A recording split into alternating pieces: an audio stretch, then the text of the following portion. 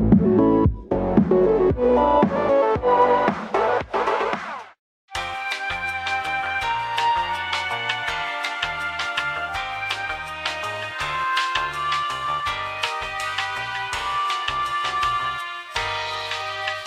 guys! Welcome back! Laruan Eman. Next ko lang and then review. Here we go!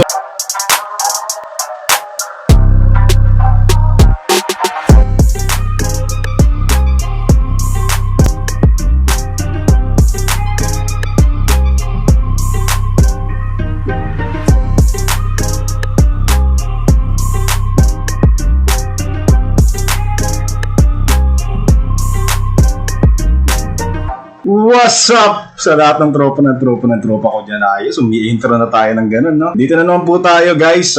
Magandang umaga sa inyong lahat. So ngayon, tatalakayin po natin, guys, kung bakit gusto ko yung mga laruan na katulad nito na nakita nyo ngayon sa aking likuran. So, i-explain ko mamaya sa inyo. So, papakita ako ng mga clip. Meron ako sinusundan ngayon, guys, na YouTuber from Japan. Ang pangalan ng YouTube niya is The Casual. So, ang tinatalakay niya doon yung mga hypebeast na mga forma. Saan ba nagmula itong mga hypebeast na to? At kung bakit, ito, yung naisipan kong laruan na nakikita nyo ngayon. So, mamaya, bibigyan natin yung explanation kung bakit, yun nga, medyo nagiging hype nga ang hypebeast sa mga mangilang-ilan nating mga kaibigan. Ang hypebeast kasi medyo luxury brand siya. So, hindi naman lahat talaga magkakaroon nito. Isa sa mga sikat na hypebeast na damit, alam niyo naman, marami yan sa Divisoria. Yung Supreme na damit, di ba? Isa yan sa mga sikat na mga damit na hypebeast kung tawagin. Tapos meron din sa sikat na artista na hypebeast katulad ni Vice Ganda. Yan. Actually, nung una, hindi ko masyadong nagigets kung ano yung sabihin ng hypebeast. Yung kaibigan ko, tinuro niya sa akin na bisitahin mo yung The Casual. Sabi niya, panoorin mo yun para at least mas lumawak pa yung kaalaman mo dito sa mga streetwear na brand. Kasi yung kaibigan nga natin, yung nagsabi nun, yung Amante Studio, yan yung kakolab natin at gumawa na itong damit na ng laruan na nakikita niyo sa gilid ko. Sinabi niya sa akin, yun yung mga streetwear na famous, gaya ng techwear, yan. Tinatalakay din yung mga techwear. Yan yung mga uso mga damit ngayon, di ba? Na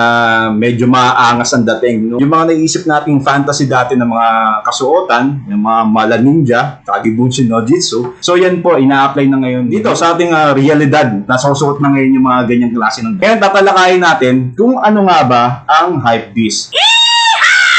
Ayan, di ba? May sound card tayo. So ngayon guys, papanood ko sa inyo kung ano nga ba ang hypebeast. Para at least mas lalo nyo maintindihan. Ito, reaction video lang to sa isa sa mga sinusundan natin na tumatalakay sa streetwear na famous ngayon. Pati natawag na hypebeast. Uy, paano kaya? Hypebeast.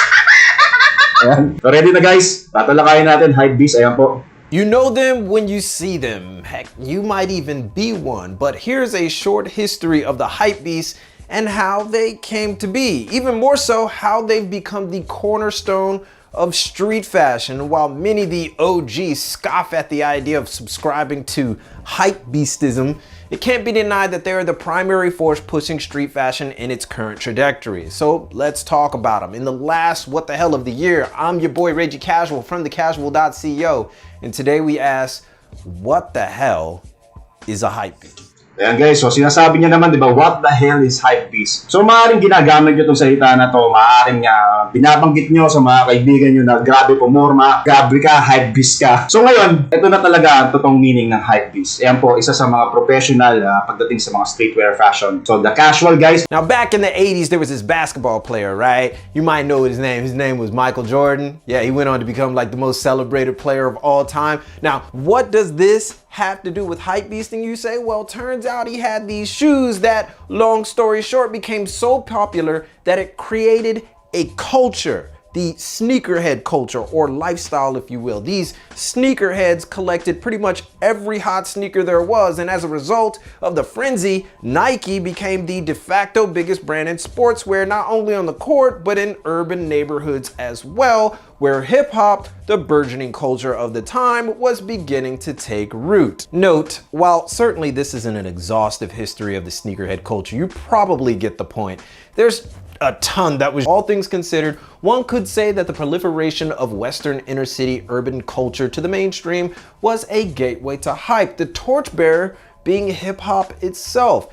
That being said, plenty of people were rocking Converses like Dr. J and tracksuits like Run DMC well before Jordans became a thing. But yeah, hip hop culture, as that rose, hype rose. You get the picture. Now, let's get back. Hip hop, along with basketball, hip hop's unofficial sport, led to fame. With fame came access, and newly minted MCs, entertainers, players began wearing said brands like Jordans. And when fame hits fashion, consumerism follows. By the early 90s, hypebeasting began taking root, and by the late 90s into the 2000s, hypebeasting hit critical mass. But what is it specifically? Ayan guys, so ngayon i-explain na kung ano talaga meaning ng hypebeast. So nakita nyo naman na picture out nyo naman kung anong hypebeast. So hip-hop, nasa hip-hop scene siya. Nauso ni Michael Jordan dahil sa sapatos niya, nauso yung mga hype talaga. Actually, para sa akin, kaya nga hype kasi parang ano to mamahalin. Tapos hindi mo kaya kagad kunin ng isang normal na individual. Pag suot mo to, parang alam mo yun, parang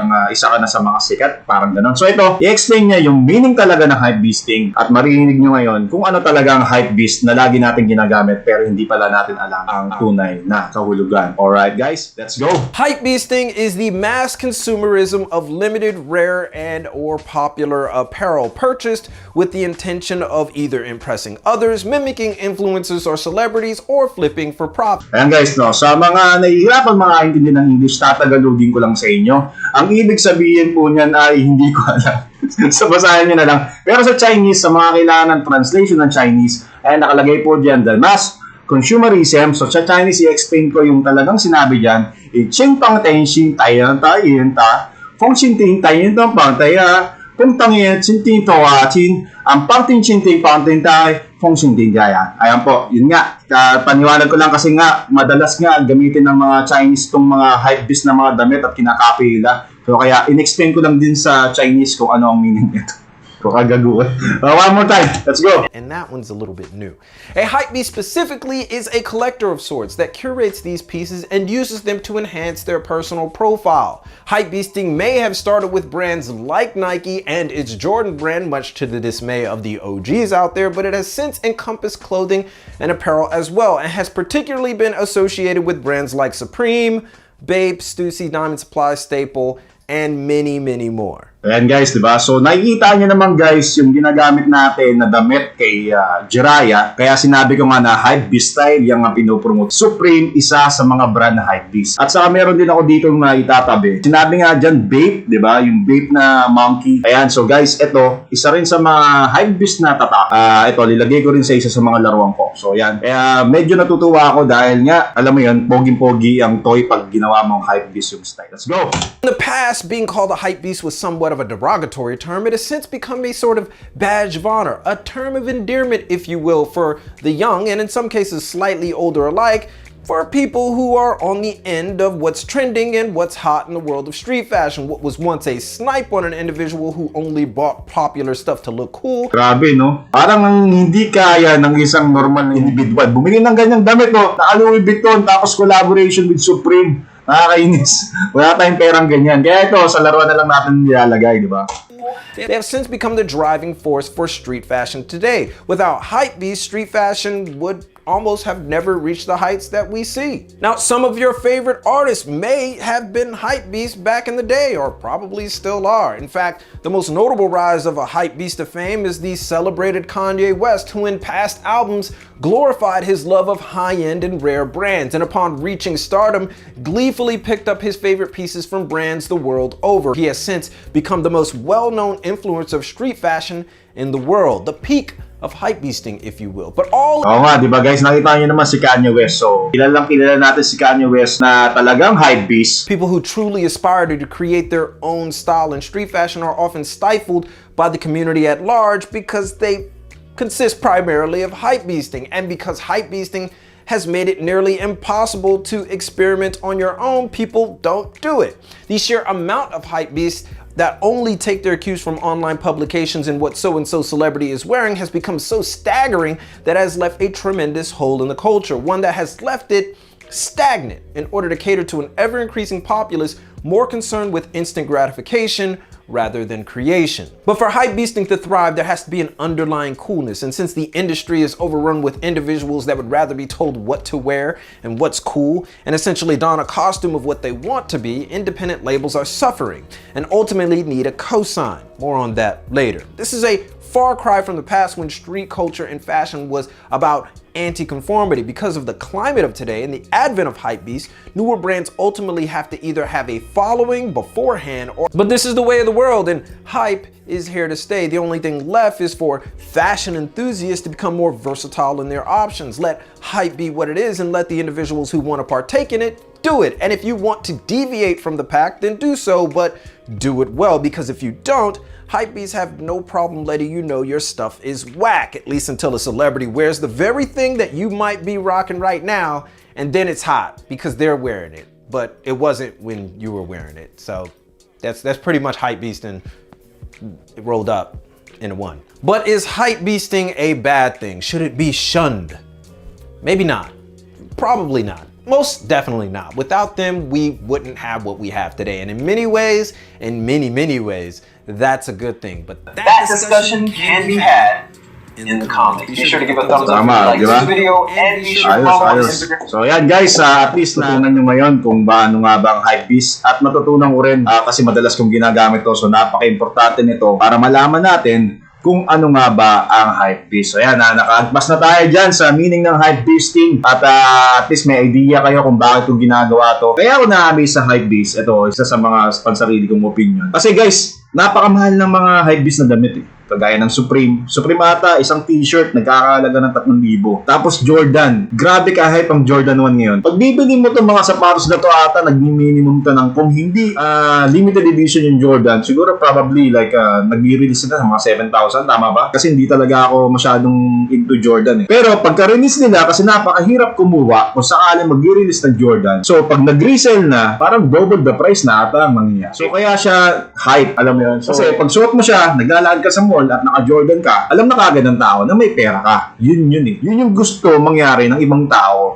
na makita na class ka o hypebeast ka. Yun nga, tama yung sinabi niya, maraming mga tao na hindi nila alam na hypebeast na pala sila kasi nagsusuot sila ng mga luxury na brand. So hindi naman ibig sabihin na hypebeast ka, boom, damit mo hypebeast eh. Tumutukoy din to yung iba na, alam mo yung nagbabag ka ng Louis Vuitton or yung mga mamahaling brand, hypebeast na matatawag yun kasi luxury yun. Na yun nga, gaya yung sinasabi niya, minimimik mo